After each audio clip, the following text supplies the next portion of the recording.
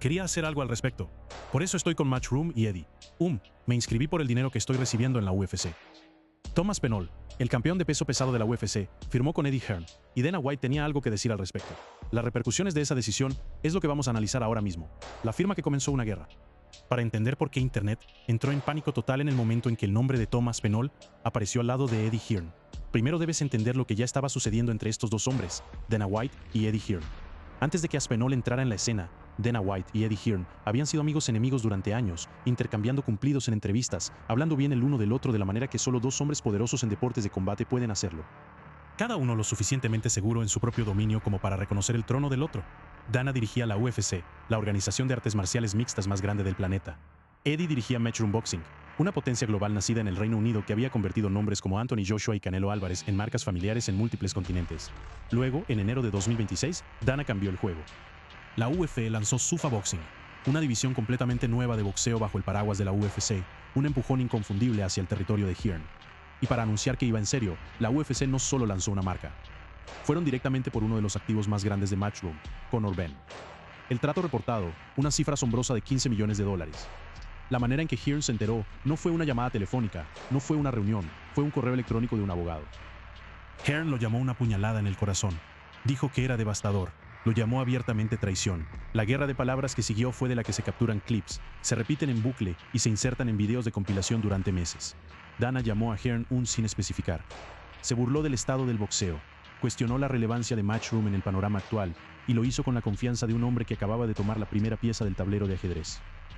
Hearn respondió con dureza, acusando a Dana de desmoronarse, de controlar narrativas mediáticas, de usar dinero de Arabia Saudita para intimidar al deporte hasta someterlo. Ninguno de los dos se echaba atrás, y luego, el 5 de marzo de 2026, apenas semanas después de la defección de Benn, Eddie Hearn hizo su movimiento. Lanzó la Matchroom Talent Agency, un nuevo brazo comercial de su operación diseñado para manejar acuerdos de marca de atletas, endosos y perfil público, no contratos de lucha. Y para anunciarlo, Hearn no se dirigió al boxeo. Se dirigió directamente al mundo de Dana White y sacó al campeón de peso pesado de la UFC. Tom Aspinall, Spollenborn, de voz suave y en la cúspide del deporte en el que compite, se convirtió en el primer cliente de la agencia de talentos de Matchroom, no para pelear por Matchroom, no para dejar la UFC, sino para sentarse directamente dentro de la organización de Dana, mientras que sus intereses comerciales eran manejados por el hombre con el que Dana acababa de entrar en guerra. La reacción en línea fue instantánea, miniaturas con la cara de Dana fotomontada en tonos de rojo. Títulos gritando, explota, se dispara, drama. La máquina de narrativas funcionaba a toda velocidad. Algunas noticias sorprendentes hace poco. Thomas Penol fue firmado con Eddie Hearn como su manager. Obviamente tienes algunos problemas con Eddie. ¿Qué pensaste de esa noticia? Esa pregunta dirigida a Dana White en la conferencia de prensa de UFC 326 el 5 de marzo fue la primera vez que Dana tendría que reaccionar públicamente a un movimiento que nadie había visto venir. Y su respuesta no fue una explosión. La respuesta inmediata de Dana fue medida, casi desdeñosa. El tipo de deflexión fría que significa que alguien genuinamente no está preocupado o que alguien está eligiendo muy cuidadosamente no mostrar su juego. No tenemos ningún problema con Eddie, dijo. Pueden conseguir a quien quieran que los represente. Tito Ortiz solía representar a la gente y lo solucionamos. Sin voz elevada, sin calor visible, solo un hombre señalando un precedente y alejándose de la pregunta. Pero Internet ya había decidido qué historia quería contar. La lesión ocular. Antes del 5 de marzo, antes de la Matchroom Talent Agency, antes de que cualquiera de estos se convirtiera en titular, hubo una noche en octubre de 2025 que cambió toda la temperatura emocional de esta historia. Y comprenderla es la única manera de entender por qué Tom Aspinall no simplemente se inscribió silenciosamente con un nuevo equipo de gestión. ¿Por qué sintió para todos los que lo observaban como algo más cargado que una decisión comercial? UFC 321, octubre de 2025. Tom Aspinall vs Cyril Gane por el título de peso pesado. Aspinall, el campeón, el hombre que había escalado a la cúspide de la clase de peso más punitiva en las artes marciales mixtas, entró en el octágono y le quitaron la pelea. No por un knockout, no por una sumisión, por una serie de golpes en los ojos de Gane que convirtieron una pelea de unificación de títulos en un sin resultado. El daño no fue menor. Aspinall necesitó una doble cirugía ocular. Temía inmediatamente después que podría perder la vista. Pensé que estaba ciego, diría más tarde. Fue horrible.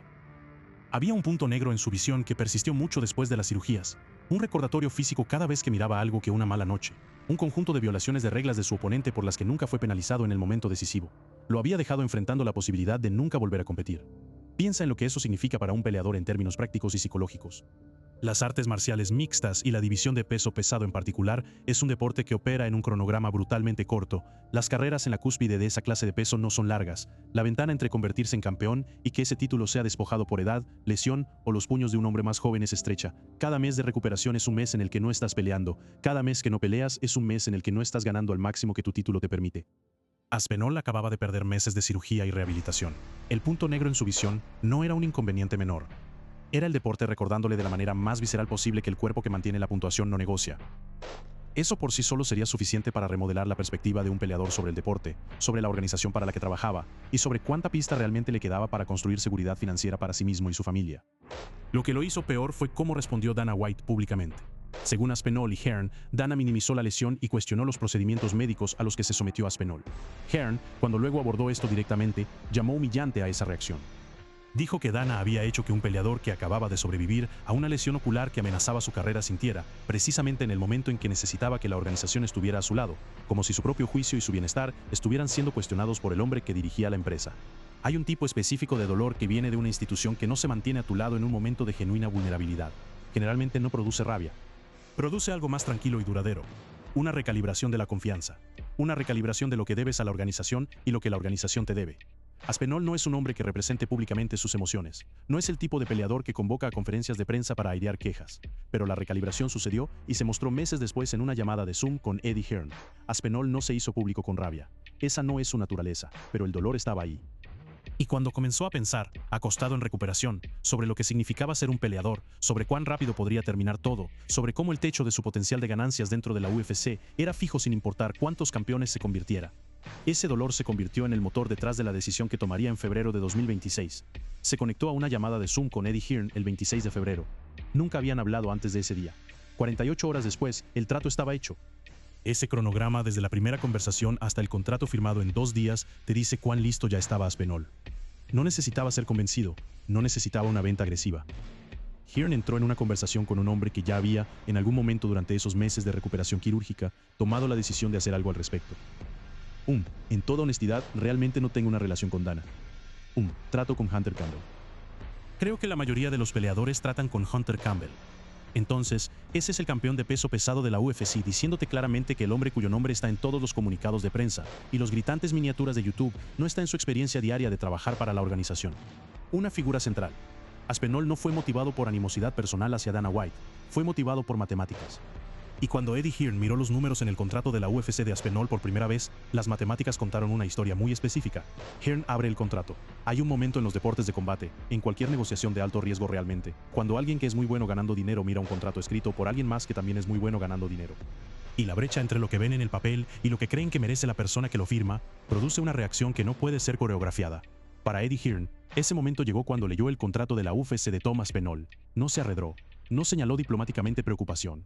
De pie frente a cámaras en una plataforma donde sus palabras serían cortadas y reproducidas miles de veces, Hearn llamó al contrato exactamente lo que creía que era. Dijo que casi se cae de la silla cuando vio los números. Después de impuestos, después de cortes para su equipo, después de cada deducción que se interpone entre la cifra anunciada en un comunicado de prensa y la cifra que realmente llega a la cuenta bancaria de un peleador, Aspinall se quedó con, en palabras de Hearn, casi nada. Honestamente, si fuera Tom Aspinall, mirando ese contrato diría, ni siquiera creo que debería molestarte, dijo Hearn. No se detuvo ahí. Reclamó Pacquiao públicamente con la confianza de un hombre que acababa de hacer la aritmética que Aspinall ganaría más de nuevos acuerdos comerciales intermediados a través de la agencia de talentos de Matchroom en cuestión de semanas, que lo que había hecho de una pelea reciente de título dentro del octágono.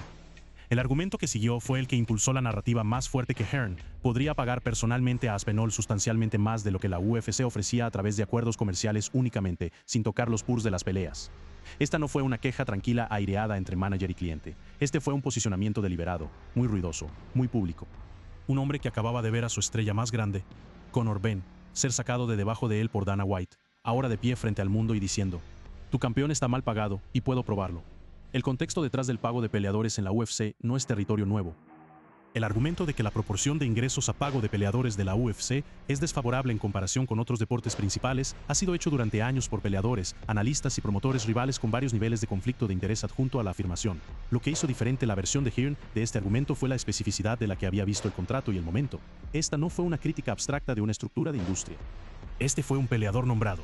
Un campeón actual cuyas ganancias documentadas estaban siendo descritas abiertamente como una desgracia. Lo que Hearn estaba haciendo en tiempo real era construir un caso, no un caso legal, uno público. Cada aparición de conferencia de prensa donde habló sobre el contrato, cada ranura de podcast donde volvió a los números, cada cita calculada que aterrizó en un titular de MMA. Todo estaba construyendo una imagen específica de la UFC como una organización que lleva a sus peleadores a la cúspide del deporte y los paga una fracción de lo que ese logro vale. No solo estaba gestionando los intereses comerciales de Aspinall, estaba construyendo una narrativa que servía al juego a largo plazo de Matchroom en el espacio de MMA. Y aquí es donde se vuelve genuinamente complejo porque ambas cosas pueden ser ciertas al mismo tiempo. Hearn puede estar usando este fichaje como un movimiento de ajedrez en una guerra con Dana White, y Thomas Aspinall puede beneficiarse aún de real de él. Las dos motivaciones no son mutuamente excluyentes. El promotor obtiene su titular, el peleador obtiene sus acuerdos. La pregunta de quién está sirviendo más los intereses de quién es una que solo el paso del tiempo responderá claramente. Thomas Aspinall se había autogestionado con su padre durante toda su carrera hasta este punto. Nunca había necesitado una empresa importante de gestión. Había escalado desde circuitos regionales al título de peso pesado indisputable del mundo, sin que alguien en un traje hiciera llamadas en su nombre. El hecho de que un hombre con ese historial de independencia elegir en el pico de su carrera, traer ayuda profesional y traerla del hombre con el que su organización estaba en guerra, fue la señal de que su pensamiento sobre su propia situación había cambiado fundamentalmente. Hearn enmarcó su papel en términos deliberadamente simples: nutrir la marca, construir la reputación, abrir puertas comerciales que el modelo exclusivo de la UFC mantiene firmemente cerradas. Aspinall continuaría peleando en la UFC, continuaría siendo el campeón de peso pesado, pero fuera del octágono. Para cada acuerdo de marca, cada endoso, cada aparición de crossover, la operación de Hearn estaría dirigiendo el barco. El mensaje que se envió no fue sutil. Para todos los demás peleadores del roster de la UFC observando esto, Aspinall acababa de demostrar que había una puerta y que se abría. Dana reacciona. 5 de marzo al 23 de marzo, 18 días. Ese es el tiempo que le tomó a la postura pública de Dana White sobre el trato Aspinall-Hearn viajar desde la indiferencia cuidadosamente compuesta a algo que, aunque no sea una explosión, fue inconfundiblemente más sombrío. La primera versión de la reacción de Dana, que la línea de Tito Ortiz solía representar a la gente, el encogimiento de hombros "no tenemos ningún problema con Eddie", fue un hombre eligiendo apariencias sobre honestidad. En la UFC, donde la personalidad pública del jefe es un desempeño tanto como un estilo de gestión, ese tipo de no reacción controlada es una herramienta. Niega a la otra parte el metraje que quieren. Se rehúsa a hacer la historia más grande de lo que debe ser. Evita que la narrativa se espiral. Dana ha estado haciendo esto durante más de 2 décadas. Sabe exactamente qué captura una cámara y exactamente qué necesita un titular. Darle a Hearn una explosión era darle a Hearn contenido, y Dana White no entrega contenido a sus rivales. Luego vino Hublet Londres el 23 de marzo y Dana, sin ser provocado, comenzó. Eddie estaba diciendo: espero competir con ellos. Y esa línea, "espero competir con ellos", era Dana citando las propias palabras de Hearn con todo el peso de la ironía detrás. La implicación era clara. Hearn había estado posicionándose a sí mismo como un rival para el boxeo SUFA, como un competidor en el espacio de promoción de peleas, y luego, dentro de 2 semanas de decir eso, se había inscrito para manejar los intereses comerciales de un peleador de la UFC. En la versión de Dana, el secuenciamiento no cuadraba. El postureo no se alineaba con el giro, y no iba a permitir que pasara sin señalar públicamente que lo notó. "No entiendo el movimiento", dijo. "No estoy furioso. No, esto es un problema. Solo no lo entiendo". Viniendo de un hombre como Dana White en este contexto, ese marco es su propio tipo de sombra. Es el equivalente retórico de un lento movimiento de cabeza. No lo suficientemente caliente como para hacer un sonido para hacer un bocado, should have, pero lo suficientemente puntado para aterrizar. Fue más lejos en los promotores de boxeo como categoría. "He visto menos que nada de estos tipos", dijo. Una línea que aterrizó como un comentario directo sobre el historial de Hearn en áreas fuera de su carril establecido. Y entonces, pero cuando miras el estado del deporte del boxeo, supongo que no es tan sorprendente. Una gap disfrazada de encogimiento. El tipo de oración que se lee como despido, pero funciona como un cuchillo. A lo largo de todo, Dana mantuvo consistentemente en cada aparición pública que nada de esto afectaría el estado de Thomas Aspinall dentro de la UFC. Aspinall seguía siendo mi campeón de peso pesado. Las peleas se harían. Las negociaciones procederían normalmente.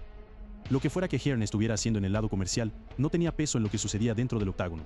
Esta línea repetida estaba haciendo 2 cosas simultáneamente: tranquilizar al público de que los planes de la UFC no se veían afectados y señalar a Aspinall que la organización no estaba lo suficientemente desestabilizada como para represalias. Si esa es una imagen precisa de cómo las cosas resultarán, o una posición públicamente mantenida estratégicamente diseñada para evitar darle al movimiento de Hearn más oxígeno del que merece, es una pregunta que solo el tiempo responderá. Lo que también estaba sucediendo en el fondo era la clase de comentarios pesando. Chael Sonnen, nunca corto de opinión, y con una perspectiva formada por su propia larga experiencia navegando la política interna de la UFC, ofreció una lectura de los eventos que le dio a Aspinall algo en qué pensar. Llamó al fichaje un caso del peleador siendo usado como un peón en una pelea pública de un promotor. La sugerencia de que Aspinall se había inscrito a algo que servía más la agenda de Hearn en la guerra con Dana que los propios intereses a largo plazo del peleador. Es una crítica aguda. y se coloca junto a la advertencia de Sean Ali, también pública, también puntada. No quieres hacer enemigos con la UFC. Ambas declaraciones llevan el mismo subtexto, que hay un costo para el tipo de movimiento que Aspinall hizo y que la factura puede no llegar de inmediato, pero llegará. El contracara a ese argumento es el propio Aspinall sentado en el show de Ariel Helwani el 9 de marzo. Tranquilo y deliberado explicando en términos simples lo que realmente había firmado y por qué, lo que Spinall realmente dijo. Quita el fuego de Hearn, quita la sombra de Dana, quita las miniaturas de YouTube con la música dramática y las expresiones fotomontadas. Siéntate con lo que Thomas Aspinall realmente dijo en sus propias palabras sobre por qué tomó la decisión que tomó. Y la historia que emerge no es una de guerra o rebelión, es la historia de un peleador haciendo aritmética. Aspinall hablando en el show de Ariel Helwani el 9 de marzo fue la persona más tranquila en la narrativa completa. Habló sobre autogestionarse, sobre cómo había manejado sus propios asuntos con su padre durante toda su carrera, sobre cómo eso lo había servido bien durante mucho tiempo y sobre cómo había alcanzado un punto donde creía que la ayuda profesional en el espacio comercial lo serviría mejor. Quería hacer algo al respecto, por eso estoy con Matchroom y Eddie. Me inscribí por el dinero que estoy recibiendo en la UFC. Ese es mi techo. Esa frase, ese es mi techo, es la declaración más franca de toda la saga. Aspinall no estaba furioso con la UFC. No estaba amenazando con irse. Estaba diciendo con la claridad de un hombre que ha hecho las matemáticas y llegado a una conclusión de que lo que la UFC le paga es el extremo superior del rango dentro de esa relación y que el espacio comercial fuera de él representa el crecimiento que ya no puede acceder por su cuenta. Dijo, espero que otros peleadores de MMA miren esto y vean el dinero que voy a hacer. Eso no es un ataque personal a Dana White. Es un peleador diciéndole a sus colegas que hay una puerta y que se abre. La lesión ocular corría debajo de todo calladamente, pero inconfundiblemente. Aspinall no se extendió sobre ella en la entrevista. No la usó como arma ni como pieza retórica central, pero el contexto es imposible de separar de la decisión. Este es un hombre que en octubre de 2025 yacía en recuperación de una doble cirugía ocular, preguntándose si su carrera había terminado, si su vista volvería, si la seguridad financiera que había construido era suficiente para lo que ahora enfrentaba. La vulnerabilidad de ese periodo agudizó el pensamiento que llevó al 26 de febrero a la llamada de Zoom con Hearn a las 48 horas que siguieron. Aspinall también abordó la única pregunta que pendía sobre todo, su relación con Dana White. En toda honestidad, realmente no tengo una relación con Dana. Trato con Hunter Campbell. Creo que la mayoría de los peleadores tratan con Hunter Campbell. Entonces, esto disipó algo importante. El encuadre de que Aspinall se había inscrito con Hearn como una declaración personal contra Dana White, como un dedo medio entregado en la dirección de su jefe, no se mantuvo contra la propia cuenta del peleador. La relación de Aspinall era con Hunter Campbell, el oficial de negocio principal de la UFC, el hombre que realmente conduce negociaciones día a día. Dana, en la experiencia de Aspinall, es una figura en la cúspide de una estructura que opera a través de otras personas. La narrativa de ruptura requería una animosidad personal que Aspinall no confirmó. A partir del 12 de abril de 2026, Aspinall permanece en la lista de lesionados, de vuelta en el gimnasio para entrenamientos ligeros, pero aún no autorizado para el sparring de contacto completo o disparos a la cabeza. Es optimista sobre un regreso antes de fin de año. Está disfrutando del trabajo comercial que Matchroom ya ha comenzado a generar para él. Ninguna nueva pelea ha sido reservada. La división de peso pesado continúa moviéndose con una situación de título provisional cerca, cuando Pereira y Gana están programados para el 14 de junio. Entonces, ¿explotó Dana White cuando Thomas Aspinall firmó con Eddie Hearn? La respuesta cuando miras el registro real de eventos es no. No en el nivel que sugiere el título. Lo que sucedió fue más medido, más calculado y más interesante que una explosión. Dana pasó de la deflexión helada del 5 de marzo a la confusión visible y la sombra competitiva el 23 de marzo. Eso no es una explosión. Es un hombre que es muy bueno controlando su reacción pública, siendo lo suficientemente sorprendido por el secuenciamiento de eventos como para dejar que un poco de perplejidad genuina se filtre a través de la armadura. La palabra explota se adjunta al nombre de Dana White en títulos de YouTube de la manera en que caos se adjunta a cualquier conferencia de prensa donde alguien levanta la voz. El algoritmo ha entrenado a una generación de fanáticos de peleas para esperar fuegos artificiales en cada turno. Y cuando los fuegos artificiales no vienen, cuando el hombre más poderoso en MMA responde a una provocación con un encogimiento de hombros y una anécdota apuntada sobre Tito Ortiz, casi se lee como más inquietante que lo que habría sido un arrebato. Lo que la historia realmente es debajo de todo el calor de miniatura, es un peleador en el pico de su carrera tomando una decisión racional de construir seguridad financiera en la ventana que le queda. Un promotor que usa esa decisión tanto como un lanzamiento comercial, como un tiro muy público en una guerra que no comenzó, y un jefe de la UFC en la posición inusual de tener que responder a un movimiento que no vio venir de alguien dentro de su propia casa sin darle más peso de lo que es estratégicamente útil. La implicación más amplia es la que vale la pena considerar. Thomas Aspinall no es un maverick. No es conocido como un alborotador u operador político dentro del roster de la UFC. Es tranquilo, profesional y por su propia cuenta apenas trata con Dana White directamente. Si él es el peleador que miró el panorama comercial y decidió alcanzar fuera de los muros de la UFC para obtener ayuda, ¿qué dice eso sobre los peleadores que tienen más quejas que él, más palanca que él o menos paciencia? La agencia de talentos de Matchroom se lanzó con un cliente. La pregunta ahora es si se queda así. Si disfrutaste este video, haz clic en cualquiera de las tarjetas en tu